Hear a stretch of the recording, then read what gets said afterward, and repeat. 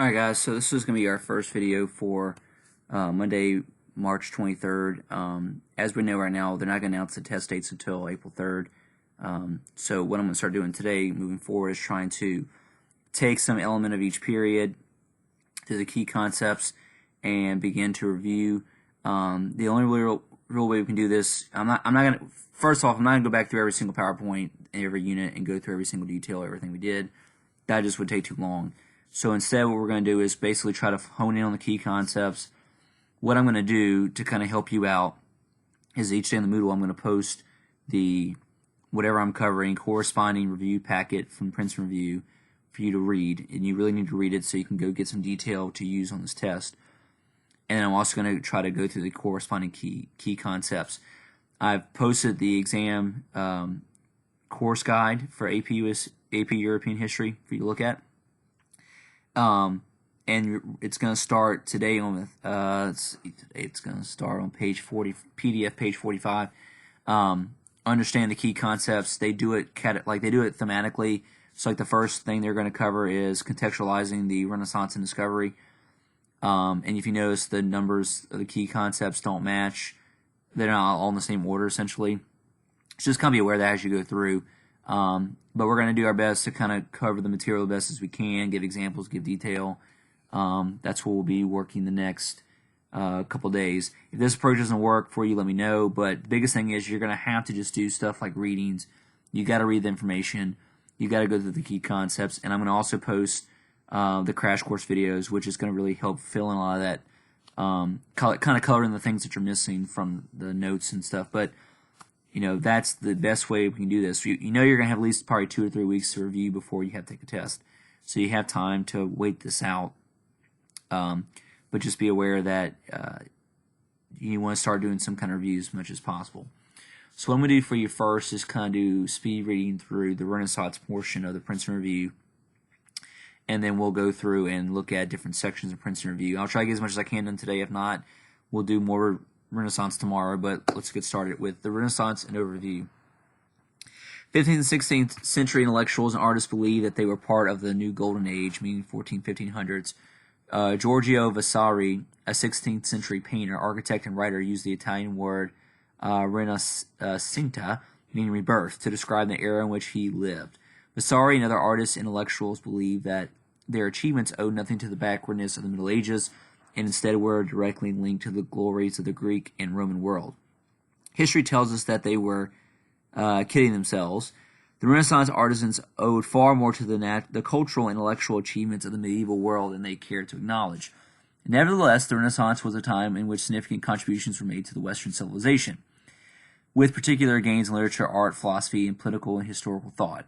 Our modern notion of individualism was also born during the Renaissance, as people sought to receive personal credit for their achievements, opposed to the medieval idea of all glory going to God. These intellectual and artistic developments first took place in the vibrant world of the Italian city-states. Eventually, the invention of the printing press in the mid-15th century allowed these cultural trends to spread to other parts of Europe, which resulted in the creation of the Northern Renaissance movement. The Italian Renaissance writers were primarily interested in secular concerns, but in the north of Europe, the Renaissance dealt with religious concerns and ultimately helped lay the foundation for the movement known as the Protestant Reformation. Okay, so we're looking at the Italian city-states and their makeup first. The city-states of the Renaissance Italy were at the center of Europe's economic, political, and cultural life throughout the 14th and 15th centuries. During the Middle Ages, the towns of northern Italy were nominally under the control of the Holy Roman Empire. Residents, however, were basically free to decide their own fate, which resulted in a tremendously vibrant and sometimes violent political existence. The old nobility, whose wealth was based on land ownership, often conflicted with the new class of merchant families who had become wealthy in the economic boom times of the 12th and 13th centuries.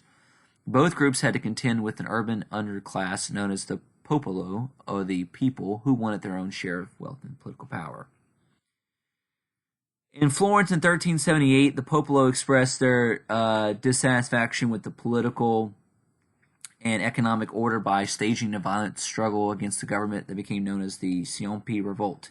The revolt shook Florence to its very core and resulted in a brief period in which the poor established a tenuous control of the government. This struggle reverberated in the other city-states throughout Italy. In Milan, the resulting social tensions led to the rise of a tyrant or signor, and the city eventually came to be dominated by the family of a mercenary named Sforzo. Florence and Venice remained republics after the revolt, but a few wealthy families dominated them. The most noteworthy of these families, the Medici, used the wealth gained from banking to establish themselves first as the behind-the-scenes rulers of the Florentine Republic and the later as hereditary dukes of the city. The internal tensions within the city-states were matched by external rivalries as the assorted city-states were engaged in long-term warfare among themselves. By the mid-15th century, those external wars had effectively narrowed the numerous city-states of the medieval age to just a few dominant states: Florence, Milan, and Venice in the north, the Papal States in central Italy, and the Kingdom of Naples in the south. In addition to every city-state's internal and external tensions that may have helped stir the creative energy that was so important in the Renaissance, economic factors were also a significant energy creating agent. The Italian city-states were generally more economically vibrant than the rest of Western Europe, with merchants carrying Italian wool and silk to every part of the continent, with Italian bankers providing loans for money-hungry European monarchs. Wealthy Italian merchants became important patrons of the arts and insisted on the development of secular art forms, such as portraiture that would represent them in accumulated wealth to the greatest effect. Geography also played a role in the vibrant cultural life of the Italian Renaissance. Italy's central location in the Mediterranean was ideal for creating links between the Greek culture of the east and Latin culture of the west. Additionally, southern Italy had been home to many Greek colonies and later served as the center of the Roman Empire. In essence, classical civilization had never totally disappeared from the Italian mainland, even following the collapse of the western half of the Roman Empire in the 5th century. Humanism is a highly debated term among historians. Most would characterize it not as representing a particular philosophical viewpoint, but rather as a program study, including rhetoric and literature, based on what students in the classical world of 500 BCE to 500 CE would have studied. Francesco Petrarch is often considered the father of humanism. Petrarch became dissatisfied with his career as a lawyer and set about to study literary classics. It was Petrarch who coined the phrase Dark Ages, to denote what he thought was the cultural decline that took place following the collapse of the Roman world in the 5th century. While literature in medieval Latin from his study of law, Petrarch learned Latin as a preparation to study those important literary works.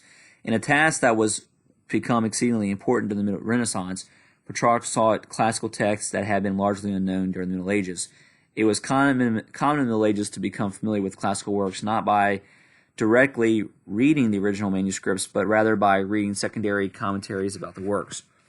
Petrarch set out to read the originals and quickly found himself engaged with such works as the letters of Cicero, an important politician and philosopher whose writings provided an account of the collapse of the Roman Republic.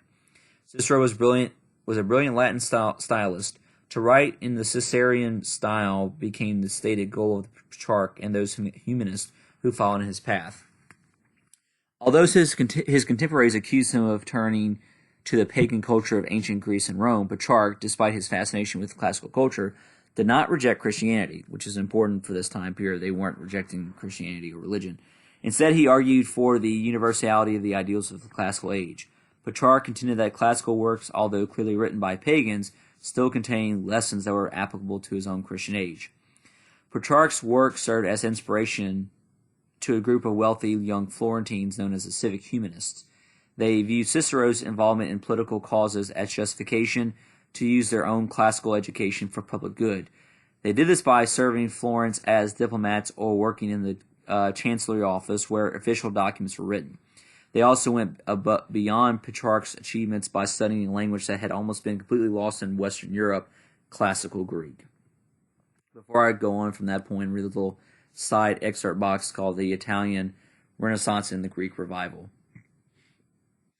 The revival of Greek is one of the most important aspects of the Italian Renaissance. It allowed Westerners to become acquainted with a part of the classical heritage that had been lost during the Middle Ages, most significantly the writings of ancient Greek philosopher Plato. In particular, these writers were fascinated by Plato's belief that ideals such as beauty or truth existed beyond the ability of our senses to recognize them. And we can train our minds to make use of our ability to reason to get beyond the limits imposed by our senses.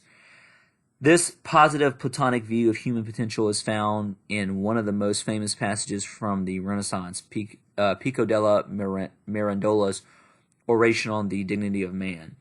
In addition, the Florentine Platonic Academy, sponsored by Cosimo de' Medici, merged Platonic philosophy with Christianity to create Neo-Platonism. A closely related school of thought were Hermetism, a pantheistic philosophy saying that God is in everything and that humans were created divine, but chose to live in a material world. It was associated with astrology, alchemy, and the Kabbalah, all important parts of the Italian intellectual life. So we'll stop the first video there.